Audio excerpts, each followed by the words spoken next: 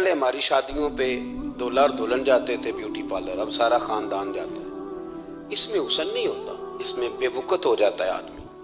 آپ کو جو رب کریم نے بنایا ہے اس سے زیادہ شاندار آپ کو کوئی بنا سکتا ہے؟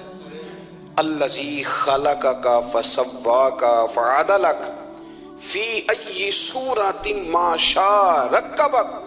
اللہ فرماتے ہیں جو میں نے تیرا چہرہ بنایا ہے نا، یہ میری چاہت ہے، میں نے جیسا چاہا ہے تجھے بنایا ہے، تو مجھے تجھے وہ چہرہ پسند کیوں نہیں جو میرے رب نے بنایا ہے؟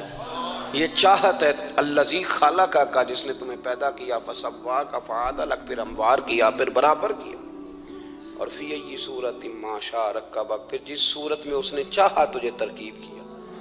تو پہلی بات، اور دوسری بات، گفتگو کریں تو ذرا تھوڑا سا نا موقع دیں کسی اور۔ کچھ لوگ ایسے ہوتے ہیں جن کے پاس آپ بیٹھیں تو بس وہی بولیں گے، آپ نہیں بول سکتے، اب وہی بات کریں۔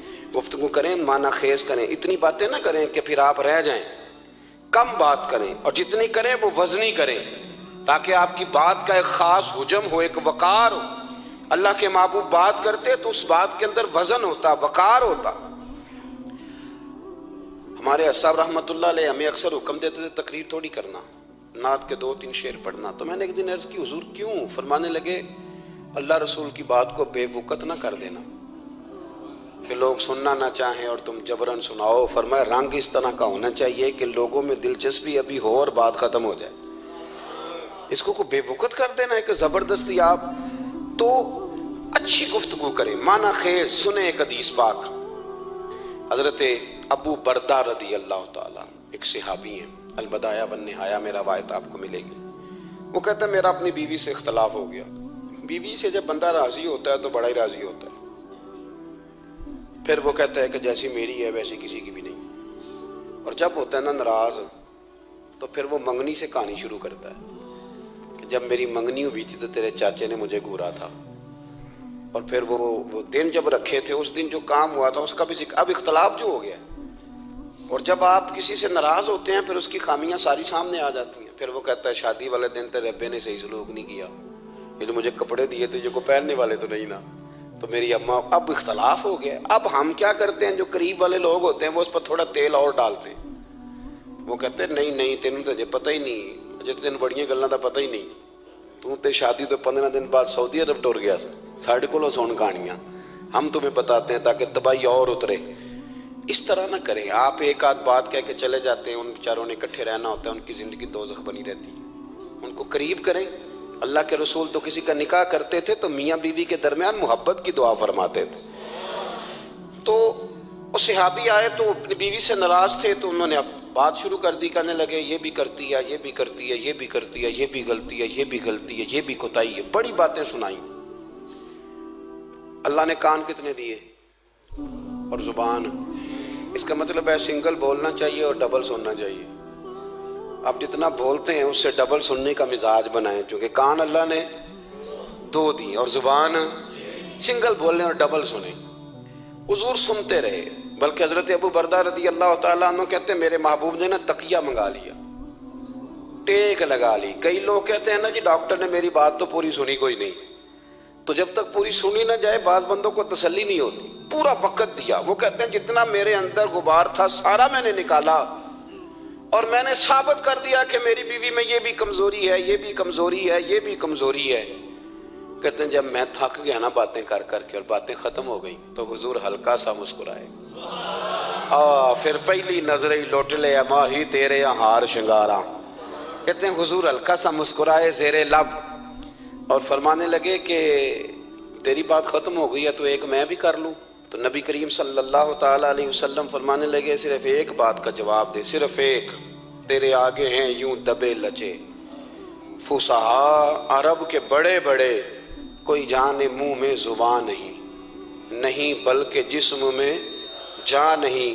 حضور فرمانے لگے یہ بتا کہ تیری بیوی میں ساریاں خامیاں ہی ہیں کہ کوئی خوبی بھی ہے؟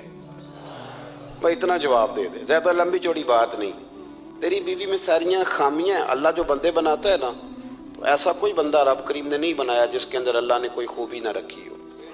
یہ الگ بات ہے کہ ہماری اپنی اینک پر مٹی پڑی ہوتی ہے اور ہم سامنے والے کا چہرہ صاف کرتے رہتے ہیں، اپنی اینک نہیں صاف کرتے۔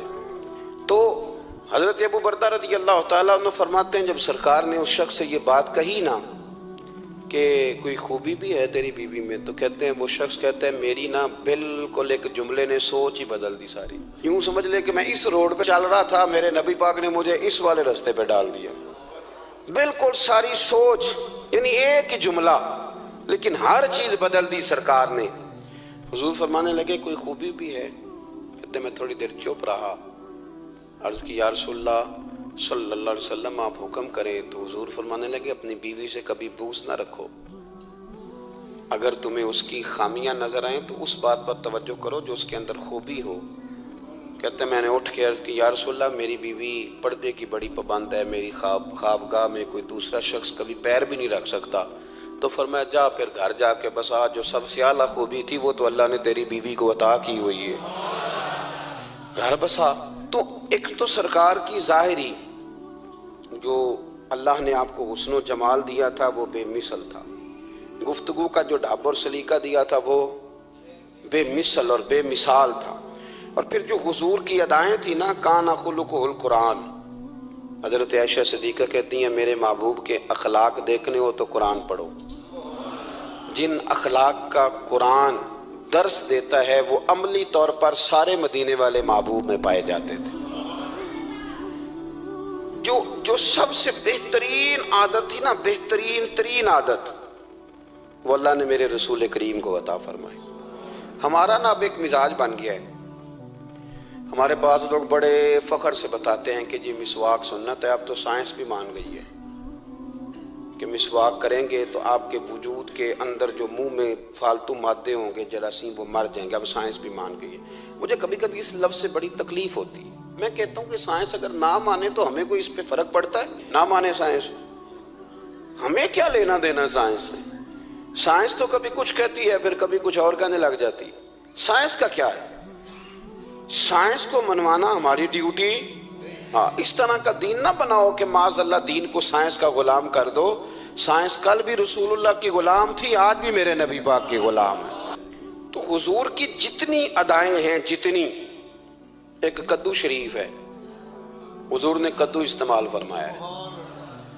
آپ چلے جائیں کسی بھی جگہ پہ، جس بندے کو بہت زیادہ بلڈ پریشر کا مسئلہ ہونا تو آپ اس کو ڈاکٹر کہتے ہیں کہ کدو ملے تو اس کو استعمال کراؤ.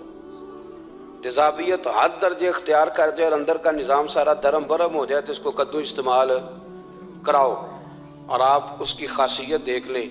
تمام سبزیوں میں سے تحقیق بھی سب سے زیادہ اسی پہ ہوتی ہے. میرے رسول پاک کا ایک طریقہ مبارک ہے اور صحابہ کے، اگرچہ سید الطعام گوشت ہے، کانوں کا سردار اسے کہا گیا، لیکن حضرت انس بن مالک رضی اللہ تعالیٰ عنہ فرماتے ہیں کہ درزی نے نبی پاک کی دعوت پکائی تھی. وہ درزی تھا، کپڑے سیتا تھا. آپ فرماتے ہیں کہ میں حضور کے ساتھ اس درزی کے گھر گیا تو گوشت اور کدو پکا ہوا تھا. فرماتے ہیں اگرچہ سردار گوشت ہی ہے پر نبی کریم نے نا گوشت کے ٹکڑے ہٹا کے نا تو اندر سے کدو نکال کے کھایا.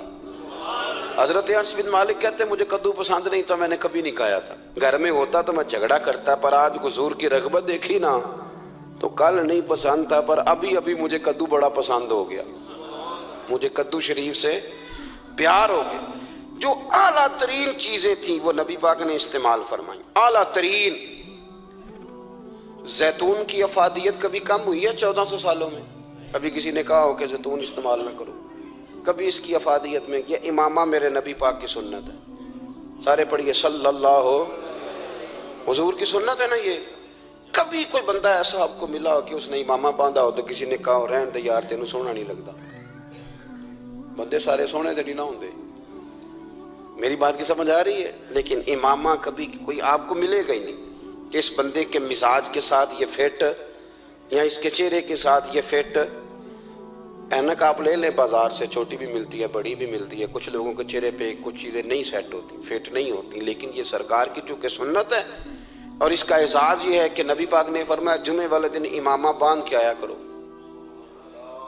جمعے والے دن امامہ باندھ کے آیا کرو. جو لوگ جمعے والے دن امامہ باندھ کے آتے ہیں اللہ کے فرشتے ان پر درود بھیجتے ہیں.